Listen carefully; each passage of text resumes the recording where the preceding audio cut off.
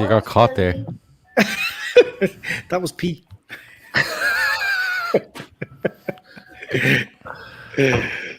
Who's hosting this? You were.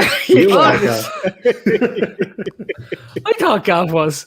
No, not my gig. Good evening, welcome along to the forum. It's great to have you back in the house. It's a Monday evening. It's not been a great day in Ireland. If you hear some strange kid sounds in the background, it is of course Pete's parent. Pete's young one is up eating jigsaws at the moment, right? So that's the main thing. So Pete, just tell her if she starts putting on Peppa Pig that that's whatever. On this side of the course is Andy Young. Andy Young, give us how are you keeping, buddy? All good. Looking forward to the show. Do you not have your lighting ring on tonight? No. Is the that's lighting bad? It's looking a bit dark now. I was hoping You're falling into witness protection there, to be honest. Yeah, it's you look a bit ashy. I'm being held hostage, lads. It was bright out 5 minutes ago, and the room was a lot brighter. That's what happens at night time. Right, and then down below me, of course, is Gav Doyle. Gav, good evening. Good evening. How are you, my man? So you're coming in from your bunker.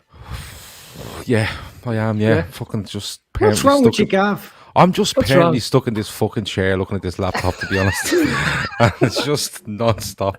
And I've made loads of plans, and I'm looking at the plans going, that's a lot of fucking work. And you won't know yourself when you... I've committed to it now, so there's no going back. You won't know yourself when you get your new computer. Yeah, my new computer is 4 weeks away. And when it's 4 weeks away. Loads of pictures. Loads of pictures. I'm going to put them on Instagram. And, can't wait to see it. Loads of lovely likes. I'm looking forward to it. Right, to the people that's listening to the show that are there in the chats and the comment lines and the whole lot, good evening to you all.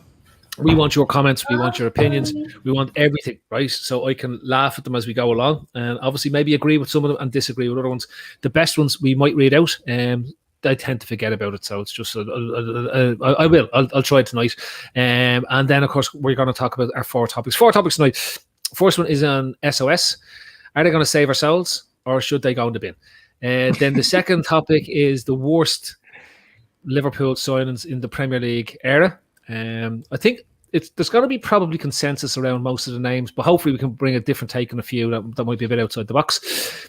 Following on from that, we are going to then look at our most underrated players, or some of our most underrated players that we can think of, and see what defines underrated.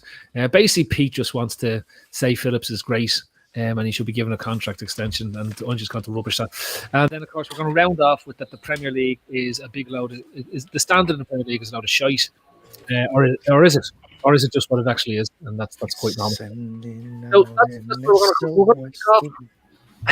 we're going to kick off with a chat around SOS, all things SOS. Today they came out with a statement or an open letter or an open statement or whatever it was, saying that they're going to meet with the LFC hierarchy to see what their responses are to the points that they put forward to them next week. Last week there'd been a lot of debate, as we know, on the SOS position in terms of what they're looking to do. And Andy, as a result of this, you went off and joined SOS. Am I correct? You've ruined my whole speech. That's what you do, Andy. You've been doing this for a long time now, Andy. This is what I always do. He's a ruiner. But go on, Andy. You've often enjoyed SOS. Okay, so look, what's your reasons? What's the reason? This might sound like a bit of a rally call, but so I want to put it on record.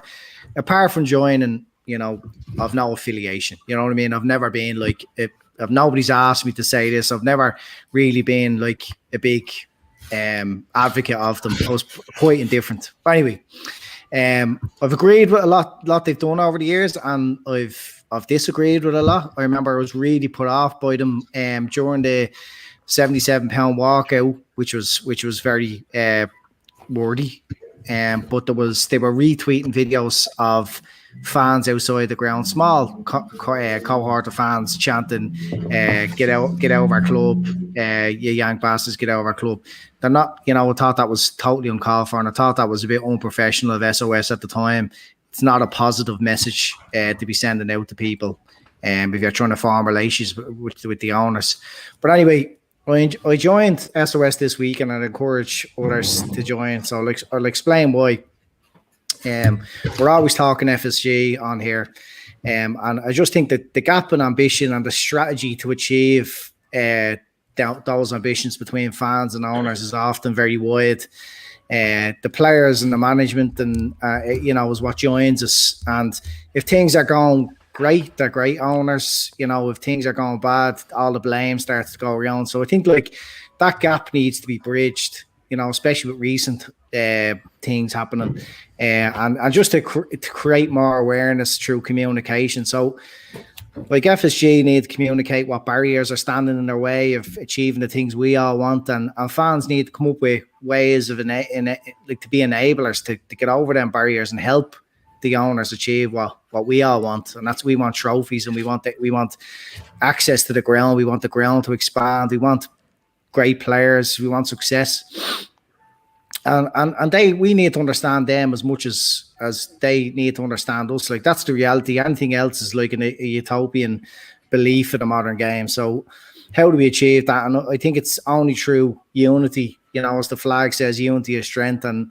it's long been the club ethos. So why SOS? Well, they've been the recognised group, over the years. They got the protest together against Hicks and Gillette. They got together, worked hard, they met, they're recognised now at board level, invited into the club. Where else do we find a group that's open to all of us, that has all the systems in place, to represent all the fans, voices together? It's a democratic thing. There's an AGM where you vote on topics like anything else. It's not expensive. It's £10 a year. Some people are saying they don't represent me. Well, sorry, that's not democracy. There's no one single fan idea that's going to represent us all.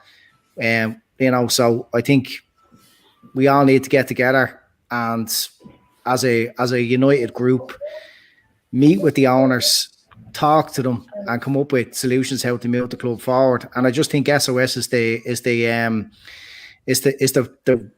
best way at the moment, and I just think everybody should join. It's only £10 a year, and we can all get together, and there's going to be, hopefully, if their requests are met, there's going to be someone sitting at the on board level representing us all. Gav, you've also decided to join. What was your reason for it? I'm a little bit different to Andy. He's right what he's saying. He's a bit indifferent at times to stuff SOS done. They of course are part of the whole movement against Hicks and Gillette going back over 10 years now. I think I looked at this with SOS, and I was annoyed over the European Super League stuff, and I wasn't annoyed over it because they done it. No problem. I'm not annoyed over that, because you kind of have to move with the times in football, but it was the way they done it, Phil.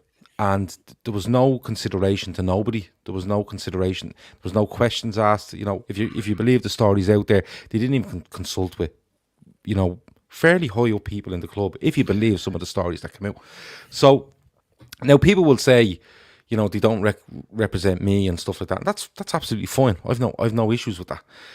What I would say though is that, for me, the fans are a major stakeholder in this football club. Now, listen, FSG are worth how many £1 billion? How many franchises do they own?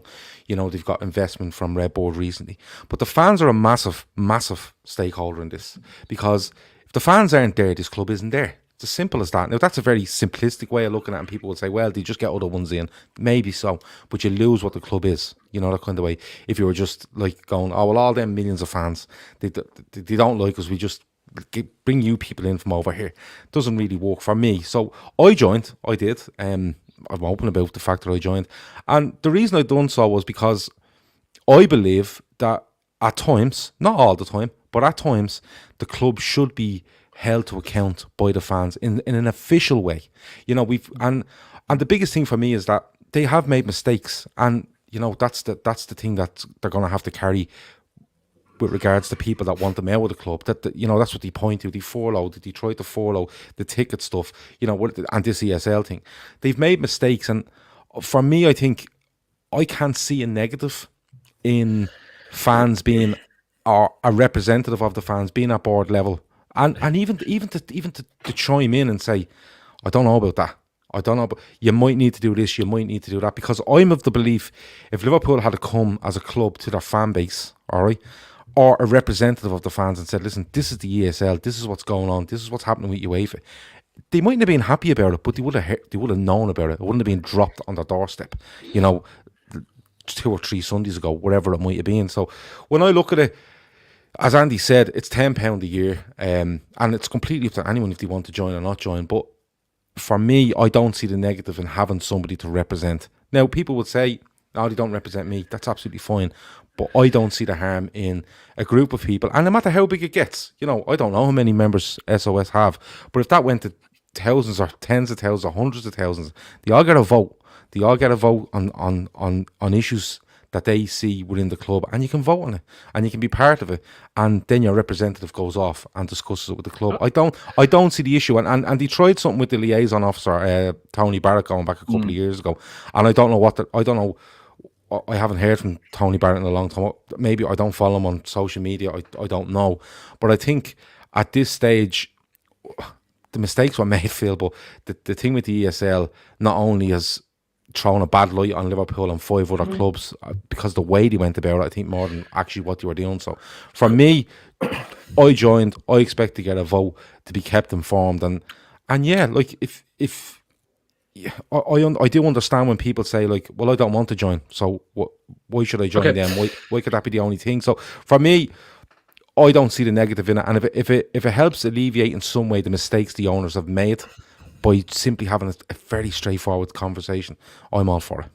Can I just add something before you make your point? No, because we've just had a 12.5-minute party political broadcast on behalf of the SOS Brigade. Well, you decided that because you asked Andy first and then me. That's fair. I just want to make one point, right?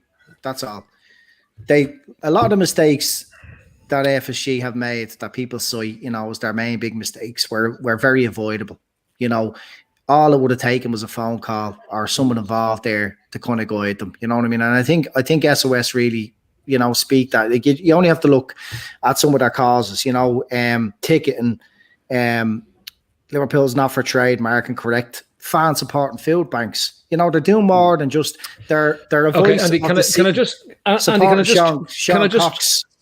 can I just jump in, because this, as you said, you're just going on with more party political broadcast stuff here in terms of what it is, right? Oh, well, this is what they're doing. Hang on a second, because hold on, you asked the question. Let me have a right to reply. In terms you're of going what to. I just want to list, because we're just going to list out all the things they're going to do, and we know what they're going to do because that's what they put out there on the propaganda all the time. So what you've got to remember is that this is not propaganda. There's food banks. There's food banks at Anfield every week. Plenty of different viewpoints, and this is the issue, because we can't just have one group saying that this is the viewpoint and that's it. And the problem I have with it, I don't have an issue with fan representation on the board, and I actually think it's a good idea. I also think that SOS have a part to play in, but it's a part to play in it. At the moment, SOS are presenting themselves as the only route for a voice on this, but I've yet to see them come out and say that they want an inclusive, representative fan voice on the board. They haven't. They said they wanted their voice on the board. Hang on a second, Phil. Phil, can I just say something? As the only person that reached out, I reached out to SOS, as you know, last week. After I had a few words with Gav, and Gav, in fairness, put me straight in a few points. I was really appreciative, and I admire the passion. But as you know, I take exception in the same way as you do, Phil, to anybody sticking up their hand. I have no problem with anyone saying that they represent something, but I'm not a huge fan of someone saying I'm against this, I'm against that. I as somebody, I say, okay, if you don't agree with this plan and that plan, you don't agree with FSG's plans to bring us forward as a business, the club forward as a business in modern football, what's your plan? So I wrote them a letter, and listen, it's only a few lines, very simple, and a few of our subscribers will be familiar with these words. I said, look, I'd like to ask you a question, dear source. or two around your proposed appointment to the board of LFC. It's a simple one, really. What is your business strategy around how the club not only should be run, but how it should develop and grow? So far, I've seen you argue and obstruct the various business-centred moves the club has attempted to make, but I have not seen you suggest any alternatives as to what you suggest or what you would do. It is very easy to obstruct and say no and to take the moral high ground on football issues. But why is your group qualified to provide solid business consultation to one of the most successful businesses in the sport? I look forward to hearing your view and also your strategy and plan, and also gaining an insight into what your alternative strategies might be and suggestions for the club's development going forward, as I'm sure everyone else is also. Because it's very easy to stick your hand up and say, oh, I don't agree. My problem with the Spirit of Shankly is, as well as, to be honest, the presumptuous position of assuming that you know what Bill Shankly's position would be in 2021 when faced with the challenges out there in football. What exactly is your alternative to all of these things that you say no to? I'm with them when it comes to Hillsborough, don't get me wrong, all the actual moral high grounds that should be taken. But when it comes to saying no to business decisions, I prefer an entity to offer an alternative solution, as I'm sure every Liverpool football supporter. I think that's a ludicrous line to take, because I don't think SOS, and because I want to put my opinion on my thing there. I don't think SOS are in the business of telling FSG how to run the football club. Then why are they looking for a golden ticket on the board?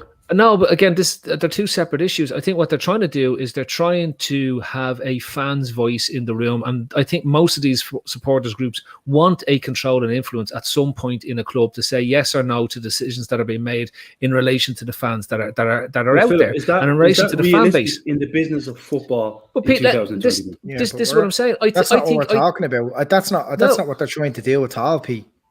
They're not trying to run the club. They're trying to have a voice on. And as I said, the FSG scored major own goals that could have been prevented with a phone call to somebody has a bit more awareness around. And I actually think it will help them, because there obviously is a gap in their knowledge about how the city thinks. And it's very important that a club which is evolved and developed, and the city of Liverpool have fought for everything. You know what I mean? They fought to have this club where it is today. And the fans and the people of Liverpool deserve better, and they do deserve a voice. And I think when you look at what they're trying to do, they're not trying to be strategists or business people. They just want a voice. And look at the topics I was mentioning: ticketing, fan support and food banks, the rail seating debate, which I think is very real in the future. Supporting Sean Cox, like mental health awareness, anti-discrimination, supporting former players. There's former players who are broke. You know what I mean? And sometimes these billionaire owners need reminding of what's actually important. The raw stuff, the stuff that fans think about on a daily basis. Yes, we all want them to bring us forward. I mean, that's what they are the experts in. They are the experts in business strategy. But I think the fan voice is just about what are the important issues to us as fans. But Andy, can I? This is my point that I come back to, right? And my issue, is not with the idea of a fan representation on the board. I just think the way that they're going about is the wrong way. And here's why. Essentially, if you want fan representation, you have to have representation for the whole fan base on this board. That's the idea of fan representation. And I agree that not every fan can have its voice, and you're going to have some levels of it. But the right way of going about this is to go to FSG with a proposal to have a subcommittee of the board that's made up of a number of different voices with regards to the fan base. That includes social media. That includes reporting that's out there in terms of fan media. That includes the groups. Like SOS are heavily influenced by the local area, and they've been able to bring together other supporters groups that's there. But we have international supporters clubs. We have international supporters groups. They all deserve a voice. And in my mind, what we should be looking for I don't disagree with the idea of having 2 seats on the board to represent the voice, but one should be the overseas voice and one should be the local fans' voice, because they don't necessarily represent the pieces. And underneath the board, you have a subcommittee which covers off this representation, so as that the voices of the fans all around the world are heard. It's not just one specific group. So I am not against SOS. I'm not against the fans groups, but I am about having a fair voice that's for everyone. If we're going to say that this is the fans' representation and the fans' voice on the boards, I want something that's more than just one body saying that I'm representing this. Phil, it needs to be a qualified voice. I don't think anyone could disagree with you there, Phil. No, I don't think anyone would disagree. But the thing I look at it is, and I get what you're saying. You know, like, if you had 3 or 4 groups and they all came together and voted and put one person forward, and there was 4 of them went forward in a subcommittee, like you say, no issue. But we're talking here as if SOS is closed. It's a closed shop and it's open to nobody. You're talking here as if they have set a target of X amount of members, and when their members are in, they're going to vote and they're going to go off to the club. They go on a mandate given by their members. The membership is open to anybody they want. So if you say, if you say to me, they don't represent me, no, they don't. They don't represent you, but they can. They absolutely can. And if you get a lot of like-minded people that that think the same as you and go into SOS or Spirit of Shankly, and you give your vote, and that vote sways a vote, they are then representing your feelings. Because it's you go in, you go in and they work on their mandate. They had a vote as to what they would do with regards to FSG and meeting them. Would they engage or would they not engage? There was an open vote as to what they would do. So what I'm saying is, I'm not against what you're saying with regards to, you know, 3 or 4 different supporters groups, whether that be Liverpool-based, European-based, world-based, whatever it might be, coming together and putting a subcommittee together. But we can't go on as if SOS is closed. We can't go on and say, oh, but they're over there making them decisions for me and I don't want it.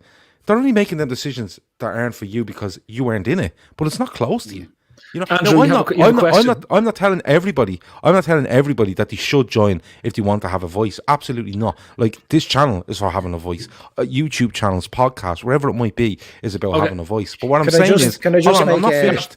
I want to get Andy back in because I want to respond directly to that point that you're making. So go on, Andy, and then I want to respond directly to that point about the voice. Go on. No. Sorry, it's not on the point. I just think it's important to address Shane Downs' point while he's there, because he said it should be free a few times now, and it's a closed shop. The sum of it's £10. SOS membership is free to under 18s. I'm sure if you were if you couldn't afford it, SOS would still allow you to join as a member. I'm sure they would. And to run a union, it's not free. You know what I mean? If it's a trade union, you're paying £5 a week. You know what I mean, for your job. This is £10. You know what I mean, to help support the union to do all they do, and that's things like banners, food banks, things around the ground. You know, they have to send their message around. It's not free. There is cost involved, and I just think it's important. Let's not go down the road of calling them scabs. Someone has to fund this. And it's not under 18s because they're free, and it's not going to be people that can't afford it because they'll be allowed to join as well. Andy, and listen to me. Anyone that wants to join SOS or anyone that believes in the way that they present themselves and the arguments that they're putting, they should absolutely join them. Like, £10 is relatively a small amount in modern day society for the vast majority of people, right? So, like, and I don't want people being coming on and saying that this is terrible. I don't think it is. I think I think they're doing a great job in terms of what to do, but I do not agree with them being the only voice that represents the fans. And going back to Gav's point, he is right. But there's so many different channels out there that represents the fans' voice. This here at this moment in time represents fans. There's Redmen. All those other lads, all the other lads that are out there, right? They represent the fans. You have various different supporters groups all over the world. Some are the official supporters clubs. They represent the fans. There's fan representation everywhere, and there has to be a way and a means that if you want to have this, okay. And I'm going to take this. If you take the key issue with the ESL was seen as a closed shop, right? that you couldn't get it. Nobody could get in, nobody could get out. Okay, the teams were in there, and if you're in it, you're in it. If you're out, you're out. Right. In the same way, SOS argued against the idea of a closed shop. Then I can't see them arguing with the idea of having an open ability for different supporters groups or different voices to be present in a fans representation forum that feeds into 2 representatives on the board, which is they want 2 representatives. Well, I completely agree, but I think one should be to symbolize the overseas fans voice, and the other should be then for the more local or colloquial fans voice that sits there. And I think that is the fairest way and fits with their model and fits with their motives. If they turn around and say, but Andy, hang on. If they turn around and say that they're not on for this and it's SOS or nothing, right? Then essentially the SOS are arguing for an ESL type representation inside the Liverpool board, which is a closed shop to only those who join SOS, which I don't think is what their model is about, by the way. I don't think they would be the ones that would stand up and say that this is what they want. I just think there's ways and means to do this that are more open for everyone. Yeah, I wouldn't be against what you're saying, Phil. I just think at this present moment in time, SOS are long established now. They've all the systems in place. They've built up relationships. They're there, ready to go, ready to be able to put people forward. They have, as Gav says, the ability there to mandate their members, and their members are all over the world. They shouldn't really, if everybody joins, they shouldn't really be just representing, L4. You know what I mean? They be representing people all over Europe, all over the world, Australia, India, China, America, fans from all over the world. That should be the way it is if people were to join, because everybody have an equal voice. No one voice will count as more votes. But if a solution does come from FSG and they say, well, we're not really happy with just you, we want somebody else. Who that is, I don't know. Is there any other group that represents the global fan base better than an open union? I don't know. I just think there's no limit on how big this can be. There's no limit. So if you I think I'd find it difficult to find somebody that would turn to me and say, I'm absolutely fine with everything FSG have ever done. And do you know all that stuff they done? Listen, I leave it. It's grand. I'm sure there's the vast majority of there will go, listen, I'm not happy about that. Now, I'm not talking about why didn't you sign fucking Kylian Mbappe? I'm not talking that. I'm talking, I'm talking about your match day experience, the price of tickets, away tickets, whatever it might be in a footballing sense, right? That affects you as a fan, right? Directly. And all I can think is this, for me, I don't see the issue here. I don't listen, if you want to join, you do. If you don't, you don't. But I just don't see the issue here. It's not like people are being told to go away. If you get 50,000 people in Ireland to sign up to SOS and they all get together and go, listen, this is what we want, right? All the people in Ireland want this. It will go through in SOS. It will go through because that is the mandate that's set. And again, going back to international fans, everybody, I'm an international fan. I don't live in the UK. I don't live in Liverpool. I'm an international fan.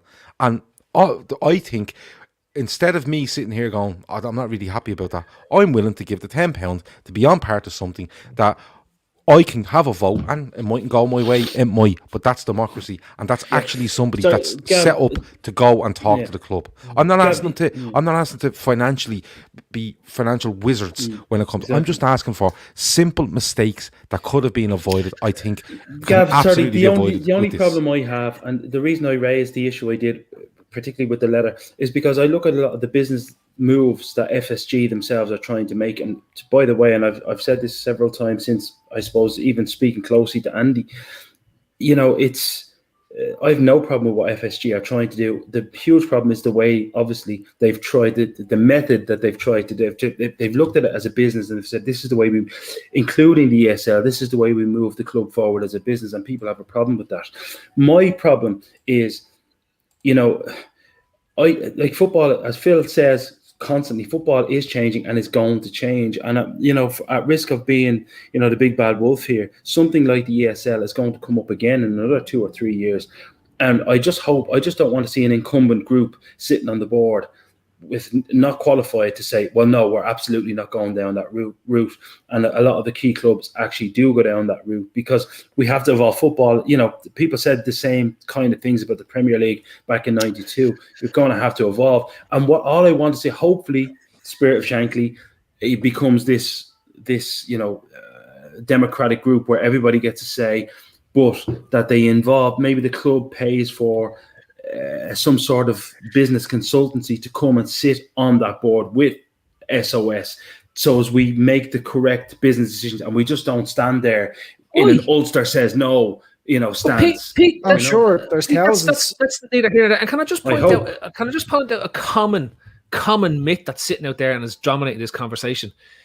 If SOS or any fan group in the Liverpool world was sitting on the board, it wouldn't have made a blind bit of difference to the decision to go into the ESL, because this wasn't shared at board level. This wasn't decided at board level, and it wasn't decided even in Liverpool. There was a decision taken at ownership level, not board level, to join this. And this has been put out there plenty of times. Kenny Dalglish sits on the board. He wasn't aware of an ESL, right? There's other members of the board who've come out and said they were not aware of it. And other boards, this was done between the owners and not the boards of the clubs, because if you get the voice can only be representative if it knows the decisions that are being made ahead of the time of the decisions being made. We signed up for this without making a decision on the board, because ultimately it's not a democracy. This is not like a PLC where the board makes the decisions. We have an owner. If the owner decides to make the decisions, then that the only decision is made. Lads, we could debate this all night, but I want to get on to the fun bit, which is to see how bad is Naby Keita. No, right. So, no, I want to lead on from the SOS chat to get into some meeting topics. So I want us to discuss who we believe, pound for pound, are the top 5 worst signings we've made in the Premier League era, right? And I'm going to take us right the way back to 92. We could go back forward in this, but we'll keep it. We'll limit it to 1992. And when I say pound for pound, because this is always the type of conversation that sits around who's the best boxer, who's the best striker we had. Let's go the opposite way. Who is the worst, right? Now, I think we can find consensus in some of the names, but I think we're going to struggle when it gets to who's number 1, who's number 2, who's number 3. But after 3, I think there's going to be a lot of debate around 3 and 4. And that's why I wanted you all to do it. So, Gav, and you were having a row. I want to start. I want you to give me your 5, right? And then we can debate positions and stuff like that. But give me your 5, and we'll go with. I'm going to be honest with you. I didn't know I had to bring 5. I brought right. Well, it won't be hard to think of 5. So but to be honest with you, listen. I tried to look at this in a certain way. Like, a lot of people would put it down to money and stuff like that. I just put it down to his shit. You know what I mean? Christian Ziege always gets me the hump. Absolutely does. Raved about at Middlesbrough, and arrives at Liverpool, ends up at Spurs not long after, and he gives me the hump. Andy Carroll is the one for me. Charlie Adam is in there. Paul Stewart was mentioned there, and Paul Stewart was a real letdown. Konchesky, there's loads of them. But I'm going to be honest with you, Phil. I'm just going straight for this. In my opinion, it's Andy Carroll. I think the whole situation where how he came on the radar, how it was dealt with, why he was signed, how he was signed, and what went on from the time he arrived at Liverpool to the time he left was an absolute disaster. And so Andy Carroll would be absolutely my way. What? What's your other 4? I want my top 5. I would have. I would definitely have. I definitely have Konchesky in there. A fucking disaster. Robbie Keane was a disaster. Don't say that. He was a disaster. Not his fault. Well, he played for Liverpool and he wasn't very good. We get a chance when he was played, he was good. We'll get a chance to debate this. Go on. But look, there's loads of names you can throw in. If you nail me to 5, nail me to 5. Okay. Right. I'll tell you what we'll do. We'll let you come back, and I'll come back. Okay, yeah, let me come back. But it's the answer is Andy Carroll. Okay, right. And so Andy, his namesake was Andy Carroll. Are you going for Andy Carroll as your worst signing of all time? And have you got 4 more for me? No, I've got a few. There's different levels of worst signings. You know what I mean? You can correlate it to cost and the waste of money. That's one way. What I always see is players that kind of done damage to the team. Who are imposters. And there's nothing worse to me, and nothing boils my blood worse than watching somebody wear the shirt of the club I love with disrespect, and who conducts himself poorly and doesn't put it in for the shirt. So that's why I look at guys like Konchesky, who said some nasty things about the people in Liverpool. Paulson. I think Balotelli's up there. Like, he was disruptive. He was asked to mark our corners and he said he didn't mark our corners, stuff like that. You come to Liverpool and you do what you're told. It's a privilege. It's not an entitlement to come to Liverpool just because you're a good player. You have to have a certain thing about you. I remember Glenn Johnson calling the fans that were giving him a bit of stick, bell ends at the sideline in the King Kenny stand. Didn't like that. London chaff. So these players who are above their station, who come player, the biggest probably of all is El Hadj Diouf. To actually see a Liverpool player spit into the fans is absolutely gut wrenching. He's sick, that for me, they're the worst type of players, and if we ever do sign other players in future like that, I'll feel exactly the same. You shouldn't sign for Liverpool with that sort of personality. Yeah, Pete, give me your 5 worst. Mario Balotelli. Because he had the guy and probably still has a world of talent, but he's just an idiot. Let's not spend any more time on him. Salif Jow, who came off the back of a very, very good World Cup and was just did nothing for us. Seemed like a nice guy. To be honest, Rigobert Song, I don't know if anybody remembers. Supposed to be one of the strongest African defender. Anyone knows me knows that I always, as a kid, look forward to black players signing for Liverpool because it was, it's a big deal for me. El Hadj Diouf. For the same reasons, Andy, so disappointing. It's one thing to fail at a club; it's another thing to disgrace it and to not understand. What I wouldn't give, what any of us wouldn't give to make one appearance for Liverpool Football Club. And that man just disgraced everything that it meant to us. Joe Cole, simply because of I thought he was absolutely excellent for Chelsea when he got a chance and just done nothing for us. And I have to say, am I allowed to say his name, Phil, before you do? Because I'll leave him if you don't want me to. No, go on.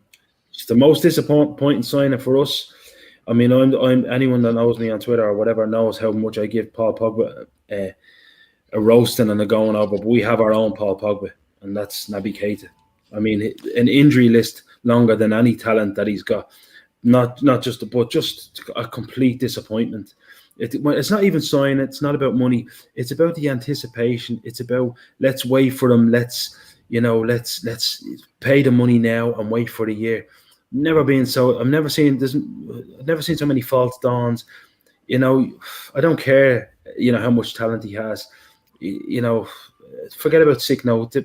Sometimes it's a mentality. Just the most disappointed I've ever, and that includes all of the aforementioned lads. The most disappointing, and I think what annoys me more is the way the fan base are about him. Some lads out there would give him a 10-year contract and be happy for him to continue going on the promise that he might do well against Bournemouth, West Ham, and Coventry in the cup. Huge disappointment. So right, I have you 5. I suggested this topic. Go on, give us your 5, and then I'll jump in. So honourable mentions to Christian Benteke and El Hadj Diouf for the reasons that the lads have said. Benteke was a disaster. We're going to be coming back to Benteke because there's a lot.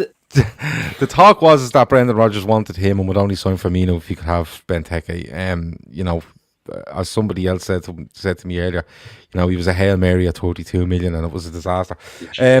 Charlie Adam was a signing that we chased them all around Blackpool and then we missed out on them and then we went back and chased them again. Kenny picked them up at a chipper. Charlie Adam, it was just fucking horrendous to watch playing for Liverpool. The vast majority of the time.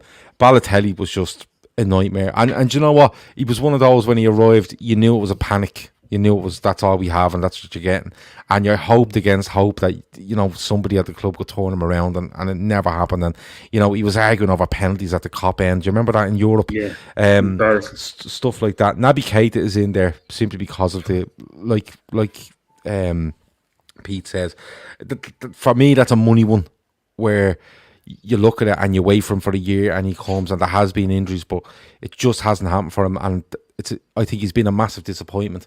Not when he's on the pitch, I think he does okay, but it's just a massive disappointment overall in how inconsistent he is at being on the pitch, and that's the biggest thing for me, because I think I always said it, I think he's all the tools to be a fantastic player for Liverpool, but he just can't get on the pitch and play. Aquilani, the same. Very good footballer, very intelligent footballer, but again, just wasn't around enough. And Andy Carroll is number one, because we sell Torres and we panic and we look around and we sign Andy Carroll, who I think was grounded by Kev Nolan for being bold, and didn't want to play for Liverpool. He had to force him onto a helicopter or something like that. But he turns up. He doesn't suit us. He gets injuries. It just doesn't happen for Andy Carroll. I think, I'd have rather at the time, looking back, you just hold your money for 6 months, let Suarez do his thing, and then look for something big that summer. But Andy Carroll for me is the most disappointing signing we've ever made. So I put effort into this, and I went off and got an inflation-linked table of all the Premier League transfers since 96-97 to see where they come in. And it's interesting, because my argument here is that Naby Keita is pound for pound the worst signing we've ever made, and by being able to equate how much we spent on him to how much we spent on the others gives you some sort of basis for measuring these up, and then you can bring in what did they actually contribute, right? So I think our Kumar's just lashed in Steph up there now for a sense check. So Ince in today's money would have been a £38 million signing, right? So when you compare Ince to Naby Keita, who both play in the same position, Keita is winning there, so it's easy to do it down, right? And you could argue that Ince had a better impact on the team because he turned up, played, and did a bit of run around. And he was captain for a while. How did you know Ince was 38 million so quickly there? Because I went through these before we came on air. He's done his homework. All up here, Andy, right? So rang in sick they had considered Ince.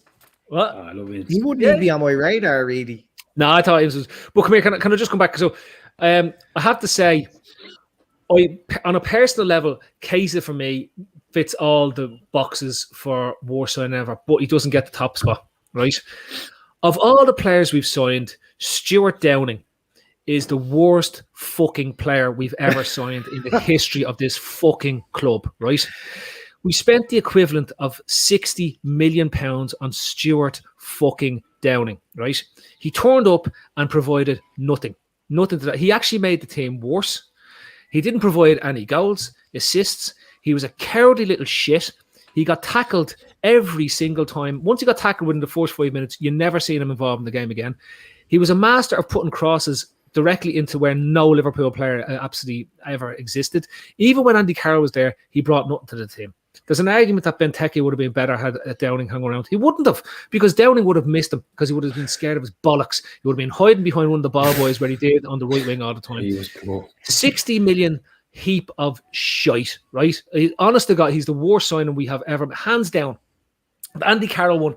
Now, the Andy Carroll one is really interesting because Andy Carroll is effectively inflation indexed our most expensive signing of all time. He's the equivalent of a £94.5 million signing these days, right? That's what we're talking about here. If Liverpool were to go out and spend £100 million on a player, we spent £100 million on Andy Carroll. The only thing that offsets that is because we got the equivalent of £135 million back for Fernando Torres in that deal. And we also spent £60 million on the equivalent of what 60 million will be on Luis Suarez. So it's very hard to balance up the Suarez, because you always think of Suarez and Carroll in the same deal, right? And that's what Torres, when he was sold, bought us Carroll and Suarez. And had we spent the 95 million on Suarez and the 60 million on Carroll, nobody would be batting an eyelid. And that's where I find it hard to separate, because it was one deal that covered off the two, and we ended up what it was, right? So I'm going Downing top, right? Keita. Glenn Johnson is second on my list, right? What a shout that is. We signed Glenn Johnson to get us over the line to win a title, right? He was meant to be a difference maker. He had one good season for us. But Glenn Johnson was worth the equivalent of 60 million English pounds, right? In terms of what we signed him for, right? John he couldn't defend a crossfield ball to the back post.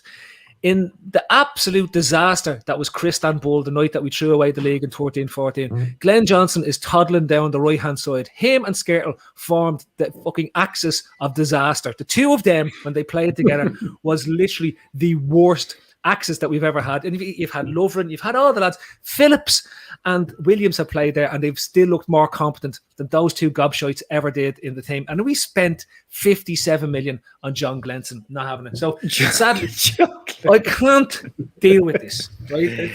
When you consider what we spent on them, it's just frightening. Now, an honourable mention goes out to Joe Allen. Joe Allen, who cost us the equivalent of a £44 million deal. But I'm going with Keita. Keita gets in next because he is 55 million of a big bag of shite, right? Like literally just awful. We wait a year for this fella to arrive. In the season where we needed midfielders and in the season where we needed people to turn up for us, right? Particularly expensive players. Not only does he go missing, he dials it in games. If you look at what happened in Madrid, he gives up. After 20 minutes in Madrid, he gives up, and it's not the first time that happened. He gave up in Naples in his fourth season when we were playing out there, and it took him off, and then he was back all right for the following weekend. It was awful. He is awful. He doesn't have the guts. And my biggest concern with Keita in terms of him being a flop, I had a prediction that he was going to, of the signings we made that summer, he was going to be a flop, and it was off the back of his last season for Leipzig, where his attitude stank the place out, it out, right? He was starting fights with lads and everything. He was starting fights on the pitch. He did nothing for Leipzig and ended up being dropped and left off the squad in terms of what was there. So when it comes down to it, that's it. Now, I'm on to my fifth, and it's because this is like who's so going Naby only gets in a fourth for you. When I started doing this was really tough. I'd say you start going fucking Naby Keita. When you actually looked at him, you went, "Oh bollocks! I can't. I'm Phil Casey, but I can't go through with this." Even I struggled to put him in the top spot because I know. I'm proud of you. Because I told you, when I started diving into Stuart Downing's career, I got angry. I got physically angry at remembering Stuart Downing as a Liverpool player. I remembered how much I hated him here, right? It just couldn't. I can't. When I think back of it, I blanked it, and then I started to remember it, and I actually watched some of the highlights of his games at a time here, and I was so angry. I was screaming at the screen, going, "What the fuck are you doing? How could you get away with it?" Yeah, I couldn't. What about Benny Hill Markovic? Well, this is right. So the obvious ones are to go for Benteke because they learned absolutely nothing from the Carroll signing, and they spend the equivalent of 63 million on Benteke as a thing. But yes, Andy, Lazar Markovic as a signing goes, right, is literally up there in the top 5. That fella costs us the equivalent of 50 million English pounds, right? That's what we're talking about here, right? And as bad as the other lads have been, I see names like Morelas, Karius, Shearu, all these fellas, Poulsen, right? Poulsen was the equivalent of signing a fella for 12 million quid, right? Like, we're not talking about a big signing here, right? But like Lazar Markovic, he turns up in his first day of training looking like he was sent in on a student internship. No, Winston Bogart stuff. It's Winston Bogart stuff. To turn up and do a bit of cleaning around the gaff or something like that, right? Yeah. And then you see him, and you know when that was when they started, social media started, and you started seeing videos come out. The fella couldn't bend his knees. You could tell that he was never going to make it. He couldn't bend it. You looked at him and he ran like Benny Hill. Like that's when I saw Lazar Markovic. And this fella is running like Benny Hill. I remember like me, you, and Floody. We probably a little group at this stage, and we all said at the same time. Like I think it was the American tour, and my first glance at him, my jaw was on the floor looking. I was thinking, oh my God, what have we signed? Like he was running around like Benny Hill, and the three of us must have said it almost simultaneously, like this fucking thing, like up and down the wing. I've got two mates signed for TNS on the same day. I won't name them because one of them is still at the club. And they told me 2 years in a row, TNS play Liverpool's academy, the under-23s, every season in the pre-season. They don't pronounce what the score is. It's some rule or whatever. But the two years in a row, they played against Markovic. And what the 23, when he was there, the 23s just put him in the middle of the park. And basically, because he has a contract, he's on like 37 grand, but he was on 27 grand a week to play, basically to look after teams with the 23s. He stands there, doesn't even wear shin guards, and he just pings it around like a 50-year-old man. Now, apparently his ability is out of this world. He can do whatever he wants with the football. But he doesn't run. He doesn't do anything. He just he can do whatever he wants. He can do whatever he wants. 47 grand a week in the middle of the park against a load of kids and TNS, and he's playing. So like basically bringing your dad up to Astro, is it? Exactly. But your dad was quality like 40 years ago. You know what I mean? You'd be going like, his dad was good in the day. So like when he could run, I'd say he was deadly. In the middle of the park, king of balls around. Oh my god! And that's what I was like. The one of the lads now, in fairness. I remember one of my mates, his dad was deadly at snooker. Go on. But that's what it's like. But imagine getting 47 grand a week for that. You know, and it's a reminder of Bogart. Was he actually deadly at snooker, Gav? I was just like, no, he was. We used to play down the snooker about their dads. No, he was. I seen him play snooker. He was deadly, and when you were younger, you'd see him playing snooker, and you go, "Jeez, I can't believe he isn't a pro. He's fucking deadly." His dad, but like clearly he's not. Like his highest break was probably 50. But the thing is, years ago, like you could pull off any lie about your dad because there was no internet. Like, so I think I told my mates like my dad was a pro golfer. Like, but there was no way of them finding out he wasn't. Well, did you not live near him? A lot of lads. But did you have your dad locked away so no one could talk? No, he says he was. Oh, he was. Okay, he just gave it up. He was too good. A lot of lads are thrown in random names here. You got to think about. He got all the fair on toast. He cleared golf. He cleared that game, so he just gave it up. I have to say though, just get into the band business then, like just to see if you could topple okay, I don't know who was big back then. Big Tom. Sunshine Band.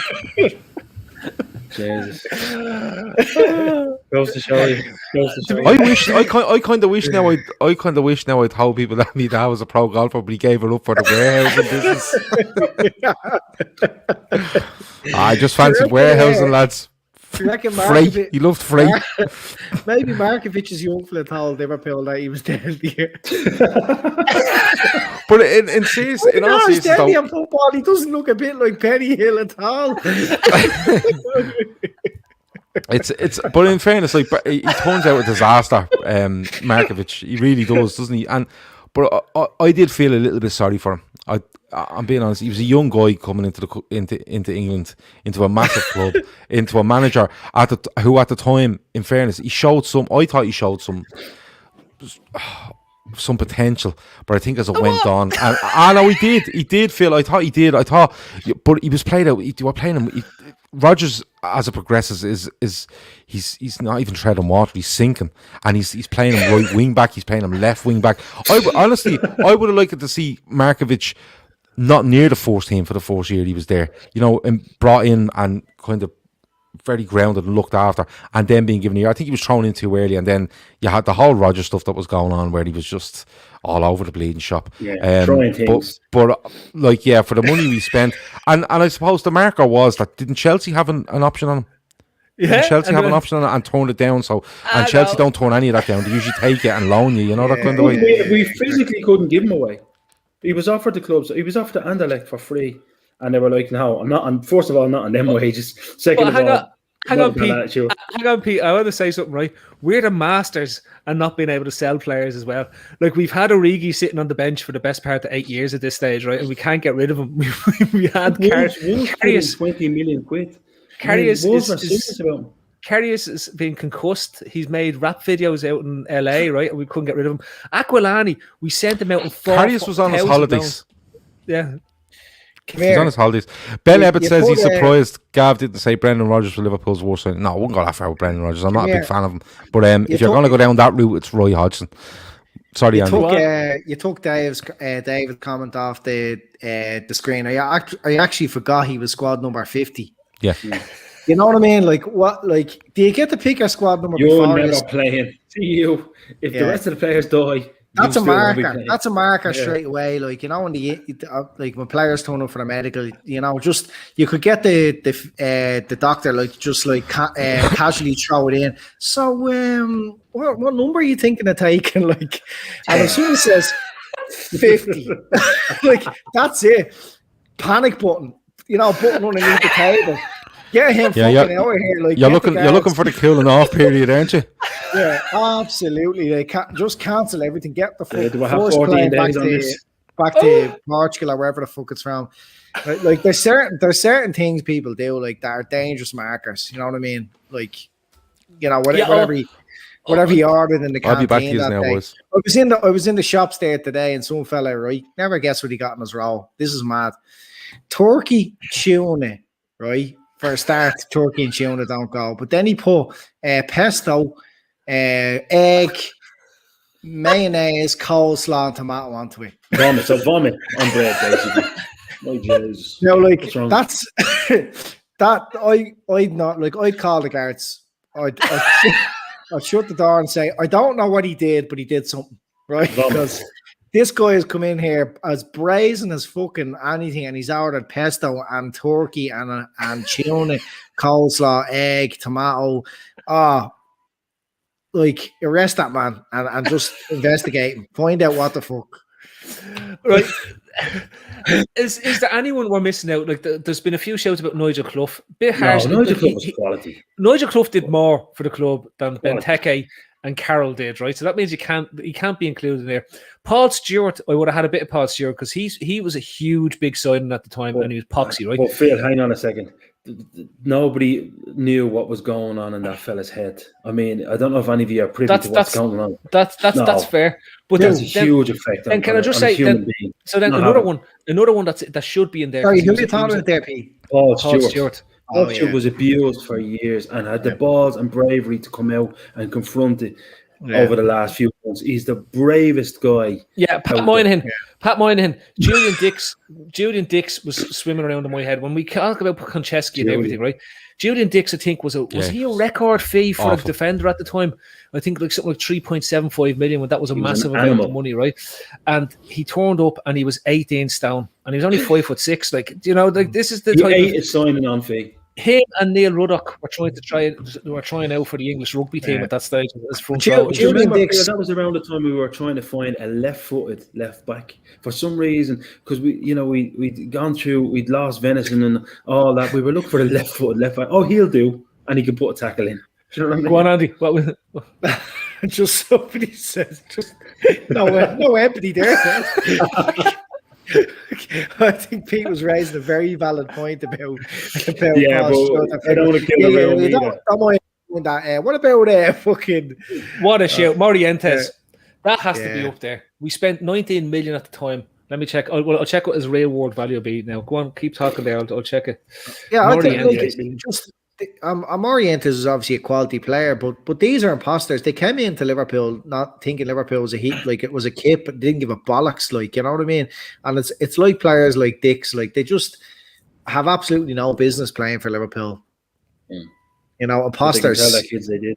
They're like Konchesky. Yeah. Right, we'll never get to the end of this because we've got two topics left, right? So on this topic and sort of a carry on, Pete, yours is your most underrated players and underrated players, right? Yeah. Because you want to point out that in your head, Phillips is the greatest underrated player. You said Phillips was the greatest underrated player of all time. Joe has it in his little black book. Yeah, it's in there. No, what I said was we live in an instant world where everybody, if you're not Virgil van Dijk spraying balls left, right, and centre around that millionth degree angles, you're rubbish. I mean, for me, I'll put you this way: I picked out three players to compare both, kind of as standards of excellence in the past and standards of kind of what excellence seems to be now, and standards of what other people can get away with saying is excellent. So I looked at Steve Bruce. I looked at Ruben Diaz and I looked at Harry Maguire.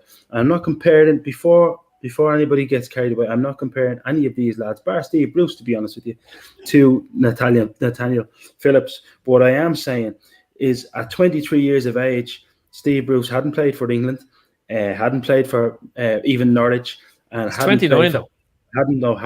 I'm talking about Steve Bruce hadn't played for Manchester United yet. He was playing for Gillingham in the old Tour division.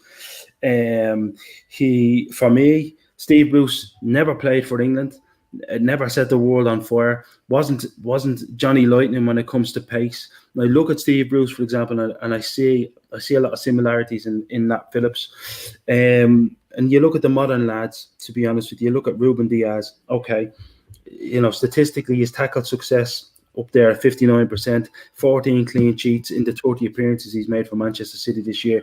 His errors leading directly to goals are 1, and he scored an own goal. Harry Maguire, 25 appearances in the Premier League for Manchester United, 57% tackle success, 13 you start clean sheets. More stats to me, I'm going to coach you I off. am. I know, I'm making a point here. And errors lead. No, he's making his point. Finish. Errors leading the goal. You're making your point very well, Pete. Nathaniel Phillips. Now I know he's played less games. He's playing less. Very good best boy. He's played less games than the other two. He's played 16 games, 14 of which have been in the Premier League. But he's got 64%, higher than both of the world beaters, Harry Maguire and Ruben Diaz, tackle success, and 0 errors leading the goals. I'm not saying that he's the answer and he's the long-term answer, but people, idiots, to be honest with you, who are saying that he's just going to evaporate into thin air come next year. I'm not saying he's going to be fourth choice for us, but I think it'd be foolish to cast him away. I mean, if I'm looking at a centre-half, I want someone to win his aerial battles, check. To win his tackles, check, which he does more effectively than both Maguire and Diaz, and to give his all for Liverpool Football Club. I'm not saying he's the assist king. I'm not saying he's going to dribble through players like Ruud Gullit. But right now, he's the first choice centre-back at a top club. He might need to be with us next year. And according to some lads, yeah, I know, Phil, good point from Keith Luggett. Phil's moaning about stats, and he's just killed it with stats for the last 2 hours. We won't mention that. But we had a conversation with someone who knows everything last year. And he told us Phil was sitting there compared to players into Bitcoin, for fuck's sake. We had a conversation last night with someone. We had a conversation last night with someone who told us that Nat Phillips will evaporate into thin air and we'll be lucky to get a game for Derby County. That's not correct. Now, people need to put respect on this guy. It's the same kind of Egypt that would have, by the way, written off 5 or 6 years ago, Henderson just because he hasn't got the capabilities that Steven Gerrard has. This fan base is full of Egypts. Nat Phillips is not Franco Baresi, but let's be honest. But he's Pete, very good. This topic says Pete loves Nat Phillips, or is it underrated players? I just think you're still talking about Nat Phillips. No, I just think it's gone. Hang on a second. It's gone too far. If you're not Virgil van Dijk, if you're not fucking Chiellini, you're all of a sudden you're shy. Nat Phillips, in the 14 Premiership games that he's played for us, we've won 9 of them. And we've kept 7 clean sheets with him. He's done really well. He's done well. I would consider him to be an excellent centre half. There's a weird obsession with Phillips and selling him. Why does it have to be like that? Do you know what I think this is? And I get where you're coming from. We're underrated. I get that. What I think it is that there's a lack of balance around Nat Phillips, right? So, and this is the way I kind of look at it. You see people putting his head on Baresi's body and all, right? And look, that's a bit of crack, right? Because and in fairness to him, like he's played very well. I think he's very rarely put a foot wrong for me. And like you said, he's not Virgil van Dijk and he's not Joe Gomez because he doesn't have what Virgil van Dijk has and he doesn't have what Joe Gomez has. But when asked to do a job, he's done it. That's absolutely fair. But you do see people going over the top and we're for a bit of laugh most of the time, with Baresi. But then you see other people, and I think what happens with the other people is that they do compare them to the centre-halves that aren't currently playing, which is absolutely fine because he's not as good as them. And then I think there's a bit of panic that, he's not as good as those, but what happens if he continues to play well to the end of the season and we decide he's not bad? Now, to be honest with you, I'm of the opinion that I'd keep him in the squad, but I'd keep him in the squad to the point where he's probably 5th choice centre-back. Yeah. And what I mean by that is that, yeah, of course you can. Can I ask you a question? And I'm aiming this to anybody who's taking the piss out of him. What the fuck has he done wrong? No, I don't think he's done anything wrong, but I think if you're honest with yourself, P, he hasn't done anything wrong and he stood out in a team that has struggled for the last 4 months. And I think that's done him well. But what I'm saying is, I'll ask you a question. I don't really see one either. And I keep going back to this. I think the centre-half makeup next season will all depend on what you do with Joe Matip. Because you're definitely going to have Virgil van Dijk. You're most certainly going to have Joe Gomez. If they keep Matip, you're only going to sign one centre-half, which James Pearce and The Athletic are claiming that that's the plan for Liverpool. Because if they keep Matip, they'll sign one more, and that one more will probably be Ibrahim Konate. Okay, and then you're looking at, they won't sign Kabak because obviously they're only signing one, and then you make a decision on Phillips, who's way better than Reece Williams, by the way. But it's all down to Matip for me. But the question I'd ask you, Pete, is that in the squad, I've no issue. But if I was to say to you, we get most of our players back next season and they remain there, do you think Liverpool could succeed in winning a league title or the Champions League with Nat Phillips as centre back for the majority? But look, that's what it comes down to, Pete. Yeah, you know, I'm a squad member, I'm absolutely fine with because of most likely 38 league games. You're going to have hopefully running an FA Cup, a League Cup, a Europa League. There's plenty of games there for him to play, and you can rest players. But he's not a player I would depend on to go and win trophies with. We've been embarrassing in the cup competitions over the last. I mean, I know it's a ploy. I know it's tactical. I know it's. Who fucking cares about cup competitions? Don't ever come on here trying to make an argument that we should play around cup competitions. I'm tired of watching. Absolute shite. I'm tired of watching shite getting to the final against Manchester City. I never want to see us play in the FA Cup again. I think we should be off the tournament. Phil, we have playing competitions. We don't have to play. We don't have to play in the FA Cup. We will be playing in the FA Cup. But you know we're going to play in them. And we should be a bit more clever with the way we actually treat those cups. No, but like, and keep those players playing. We've just had a Nat Phillips wankathon there, right? Without bringing in any reality. Why can't hang on a second? Did I say Nat Phillips?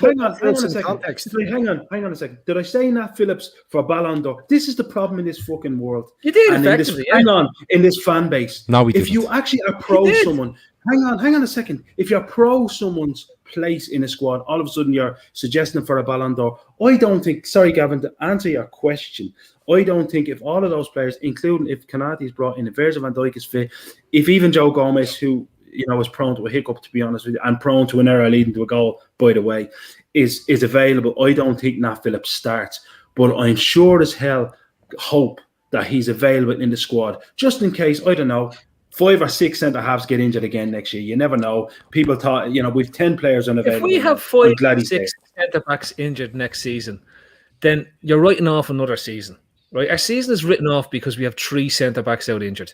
If we aren't signing 2 centre-backs in the summer and removing Matip, Phillips, Reece Williams from the squad, then we have an issue because we're not improving our squad situation. But you're by all means, Reece Williams hasn't. He runs intrigue of that boy. I agree with Phil there. I can't believe someone who looks fast is so slow. Yeah. Like poor Allison, like he was sweeping like that fella in curling, like he'd like with the pace there. Yeah, it was terrible. He had to be like. But let's just put it in context. Nat Phillips is reliable. Should we ever run into an injury crisis like we had again, he's the best of a bunch that come in. If you're talking 5th choice, he's the type of player who you are trying to see out games. How many games have we dropped points in the last 15 minutes? If only we had a couple of decent centre halves and you're ready to bring in Phillips as a third centre back to see out a game.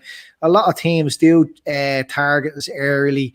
I know the league has changed and we're not getting bullied as much back there, but he's a good player to bring on to defend set pieces and all that. I absolutely think he has a place in our squad, and in certain games he's very effective. If we sign Konate, and you have, I'd say they will sign Kabak as well, and you've got Van Dijk and Gomez. That's your 4 centre backs. He's not getting a look in it. He's not getting a sniff ahead of any of them. But you see, Phil. But you see, you have to. But hold on. You have to look at your own point here, because you've just said, you don't want to ever see us playing the FA Cup, the League Cup interests you a little bit more, maybe, I think, right? And then the Europa League that does, by given its history, hinders you if you're looking to win a league title. If you hadn't, it all depends on Matip. If Matip stays, I don't think you sign Kabak. I genuinely don't, because Matip's not going to hang around, regardless of his injury record, and be told that he's 4th choice behind a 20-year-old guy, and Gomez and Van Dijk and Konate there as well. You know what I mean? But Phil, my thinking on Nat Phillips is dependable, wins his headers, like all the stuff Pete said. But I'm looking at it going, do you know what? Okay, Van Dijk, Gomez, Konate, Kabak for argument's sake, and Phillips, right? I'm literally saying to myself, do you know what? I'm not letting Van Dijk and Gomez go near that game, right? And I'm keeping that fella off as well. And I'll put one of them with Phillips. And he gets 10, 12 games next season in cups that historically now over the last 5 or 6 years with Klopp that we don't really care about. Do you know what I mean? Can I just finish out the point I was going to make? The problem with Phillips is, this is the Origi point, right? He's probably having his best season he's ever going to have with Liverpool. He's going to reach his maximum transfer value that you can realise from at the end of this. And ultimately, he's never going to become a first choice centre-back over the players that we have that's there, right? So the best business decision for the club is realise his maximum transfer potential and his transfer value this summer. And you bring through another centre-back, somebody like a Cometio, another young fella to make up your 5th to 6th place, because the whole thing is a production wheel that's in place. The whole idea of this is to produce players that if they aren't good enough for the club, you realise the value of them when they hit their peak value, so as that you can maximise that and use it to buy better players. There's no point in us.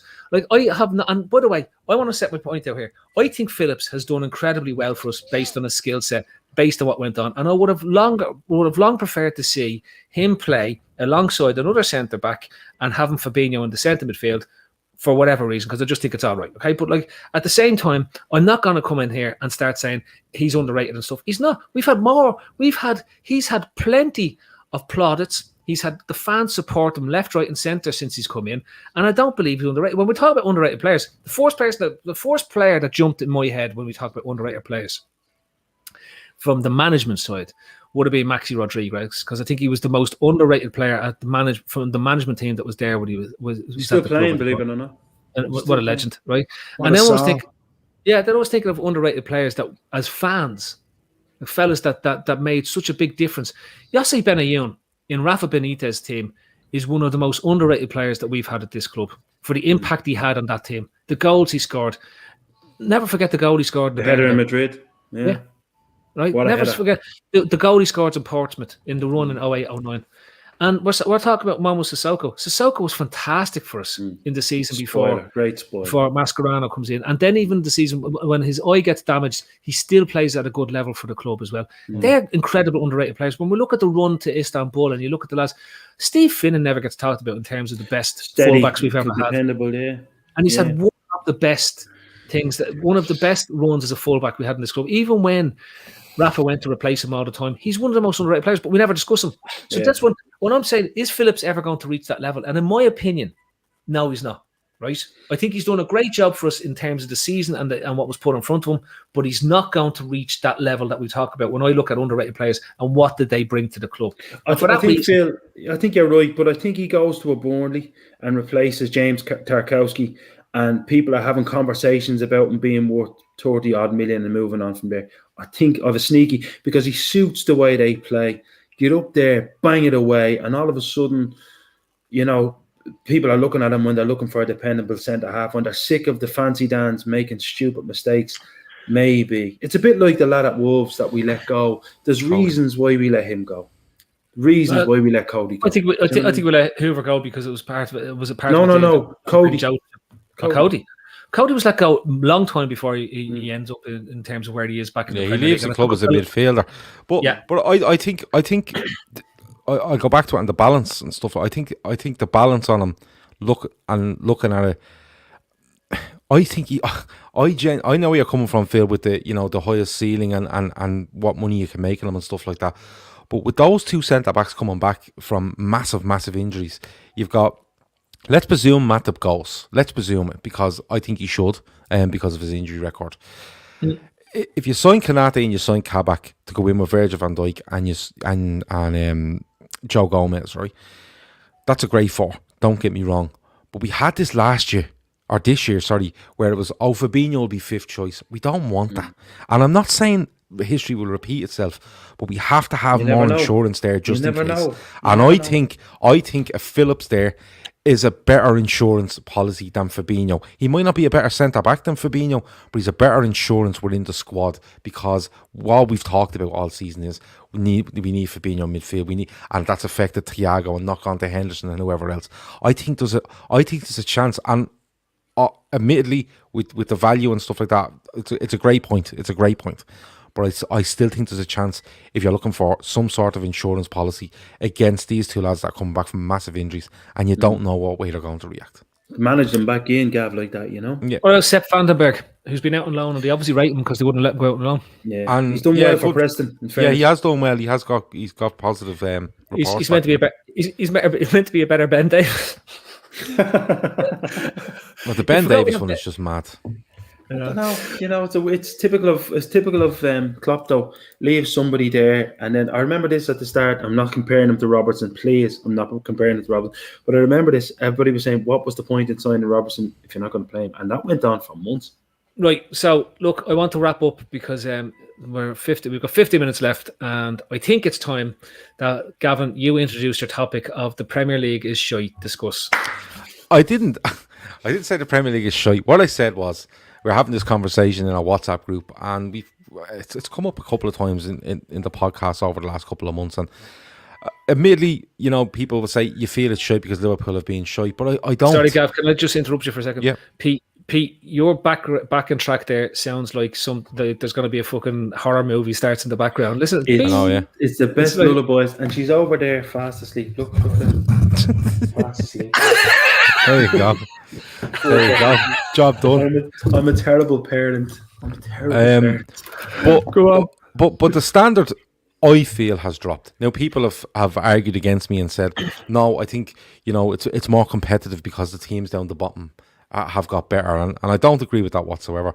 You know, I've watched a load of Premier League this year, and I just, maybe it's the fans not being in grounds, maybe it's the lack of atmosphere, maybe it's that pipe noise coming out of the TV because that's what they're doing now. But I genuinely think the standard has gone down, and I think, you know, people are saying these teams have got better. You look at the teams in the league and you look where they are and you look at the points they're on, and they're no different. They're no different to any other season for me. You know, you have a team marooned at the bottom there in Sheffield United. You've got two teams that are more or less gone now. I think West Brom might be already gone, but they're going to end up on a similar amount. Yeah, they're going to end up in a similar amount of points to the relegated teams last season. You've got, I think West Ham are probably the outlier because they're flying high, but the rest up there are more or less as you would see them. And then mid-table is mid-table, which you like. So Newcastle's always have that surge near the end. Southampton do well and fall off, and all those sort of clubs in the middle.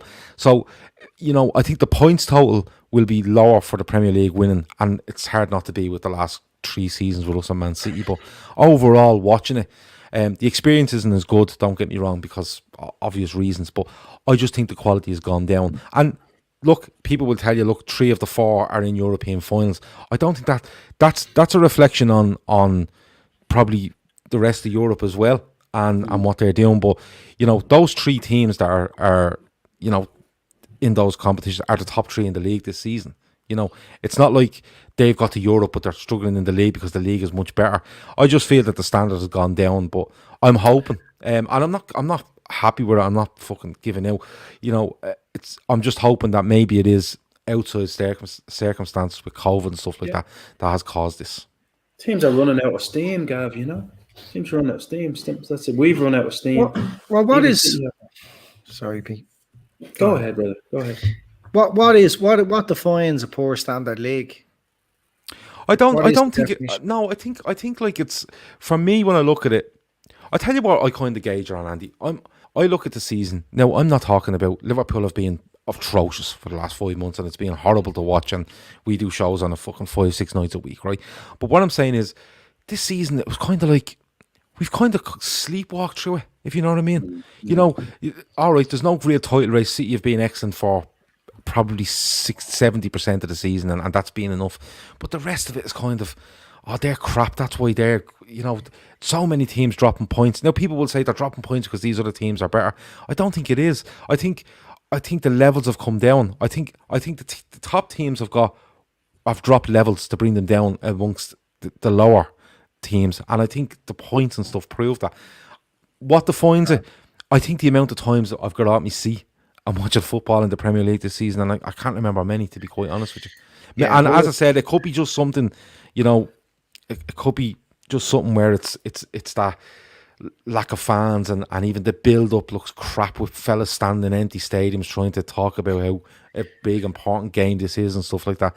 For me, maybe it is something like that. But when I look at it this season, Andy, I'm being honest with you, I look at it and go, this is fucking boring. Well, like, okay, I think it's a convenient excuse, and it's something that I find comfort in saying that this is a stupid season. It's a write off. It means nothing because we're shit. Like, you know what I mean? The football's not enjoyable for one big main reason. I think that's without fans. Fans make it. They even the noise and not the fake noise, but the fans make the games, and they really, really do add to the product, as if for want of a better word. I don't think the quality in the league has dropped. I think if anything, the lower teams all have really good technical players now, which they have the quality to take points off teams up higher. Now, there was a time, like, you know, you look at teams down towards the end that have taken points off Liverpool, Chelsea, Arsenal have had an atrocious season, but I think that the quality of the league overall has improved year on year. If you look at the points per game, like, you know, in the last 4 or 5 years, there's only been 2 or 3 teams every season who've kind of achieved more than 2 points per game. Like, so the standard in terms of competitiveness hasn't really changed. We had a couple of freak seasons, probably 3 or 4 seasons in a row where City had mental amount of points and Liverpool had mental amount of points, but they're going to win the league with something that's probably reflects standard this year with 86 or 7 points or whatever it's going to be, which is quite normal. You know, I think Sam Allardyce going down now was a big marker in how what football is now. The old guard is gone.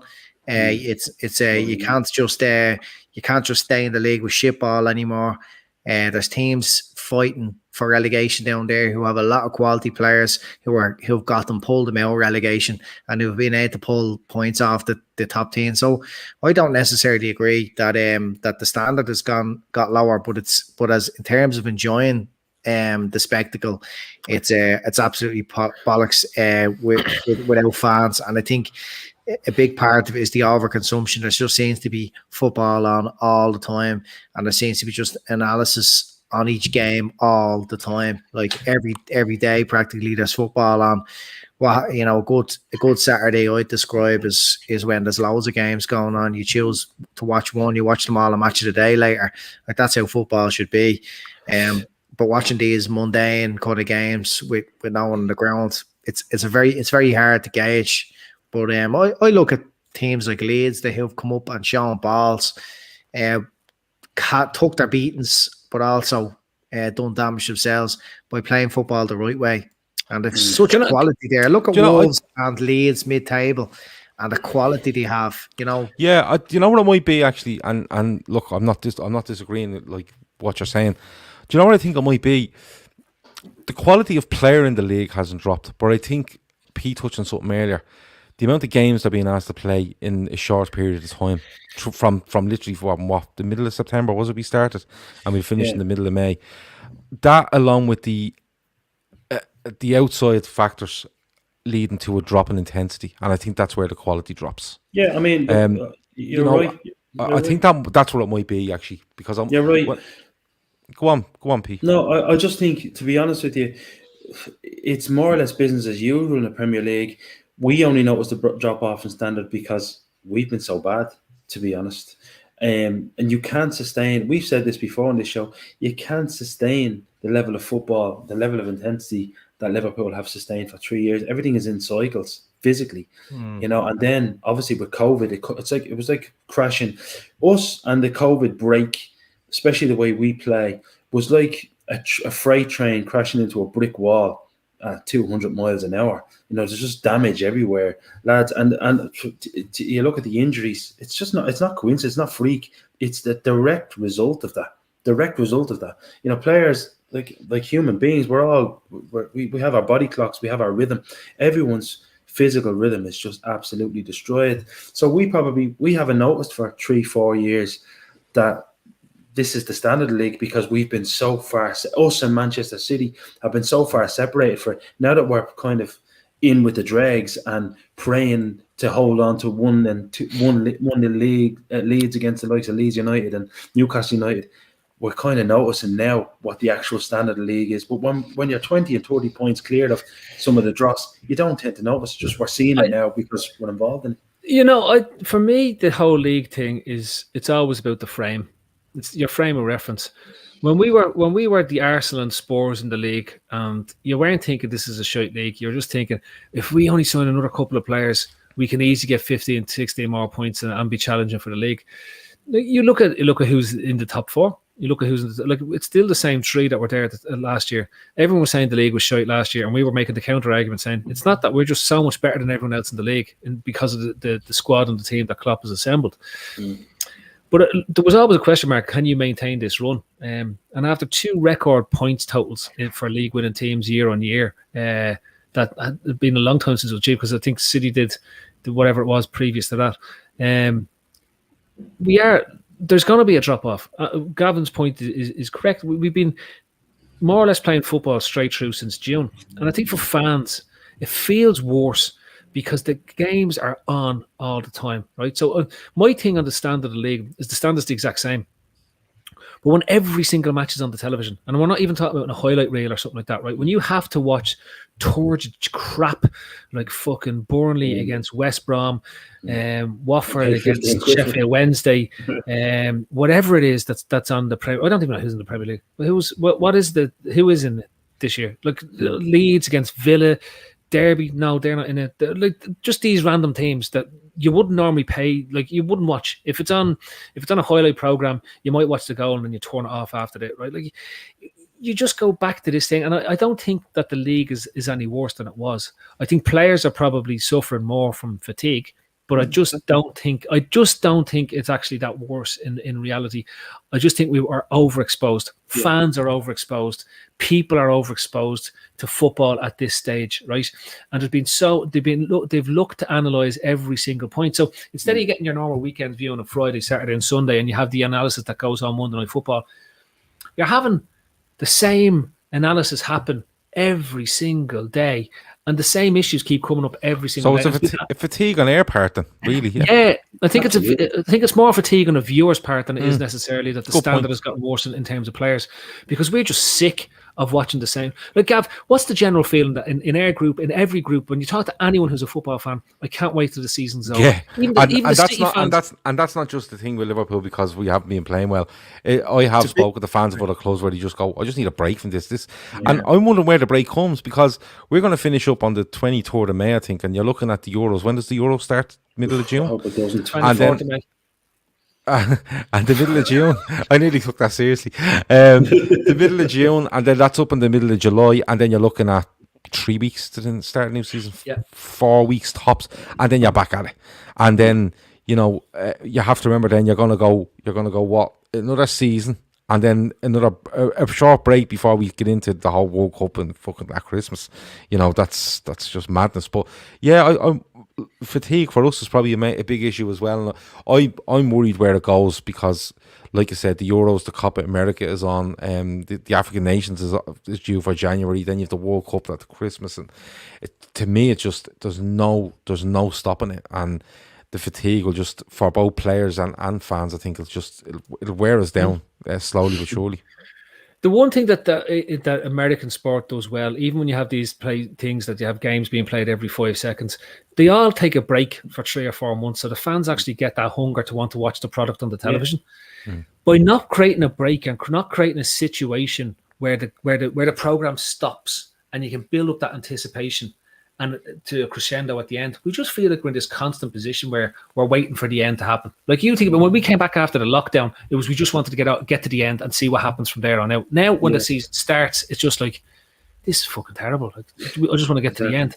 Exactly. Like, Phil, do you not think that's why Sky are at it a little bit in terms of, like, you look at what happened last week. I don't watch Sky, mate. But do you not think that's not why it's almost like they're looking for another drama to distract from the fact that there's too much football on? I mean, I've never witnessed a terrestrial or a satellite channel or any channel encourage a bloody riot before, but it was almost like, yes, now we've got something else to entertain the masses with. And it was almost surreal. It's almost like, do you remember that movie years ago, Tomorrow Never Dies, the James Bond movie? Yeah, but where Sky don't news do, are, you know? Sky doesn't do football, Pete. Sky does.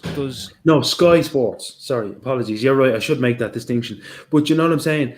It's almost like, oh God, so bored of football. Let's see if some of these idiots will go out and kill each other. So that'd be great, you know. And let's encourage it. It was almost like that James Bond movie, Tomorrow Never Dies. Create the news to distract people and to bring some other form of it. Like football has become that, I don't know, tiresome and boring. You know, it's almost like, let's have a riot and enjoy ourselves here. You know, right, lads. I'm going to wrap it up there because we've got 20 seconds to go until we're 90 minutes into this. Andy gave up being interested about 15 minutes ago. He's too busy practicing his shots for tomorrow's golf. What time is it, lads? I'd say he's looking up Notion's websites. I see Oxlade Chamberlain's having a baby. Fair play to him. I'm onto me fourth at this stage, so big deal. Like, but fair play to them. It's great. Yeah. Hopefully that improves. And Alison's baby. And Alison had a baby, which is great to see. It's always great. I worry about our players when they have babies, their first babies, especially. Yeah. Well, not that the players have a babies. That'd be obviously very sore. But when they because it's not sore for women. Well, I don't know. Sorry, claim. You made it so far. The lawyers are on now. But how many isms did we break tonight? Yeah, it's an absolute game changer when a baby arrives in the gaff. Like I wish them well. Yeah, it is. And my missus will be giving out Sting to me now in a few minutes as well. So it's she's trying to get some sleep, being considerably pregnant at this moment of time. So it's right. That has been the forum. That has been Andy Young. That has been Peter Smith, and that's down here. That is the Commander-in-Chief, Gavin Doyle. He's off to try figure out things now on his new computer. I'm not. New magic. I'm not. I don't need new computer's 4 weeks away. Literally, have 4 weeks to play Warzone, and then my life is over. You have to do pew pew. You have to do pew pew now, right? Pew pew for 4 weeks, and then my life is over. Genuinely. Excellent stuff. Yeah. Great stuff. Right. Right. So that's been the show. That's been the forum. Don't forget, Mass Effect, the remastered edition is out on May the 14th. Good night. God bless.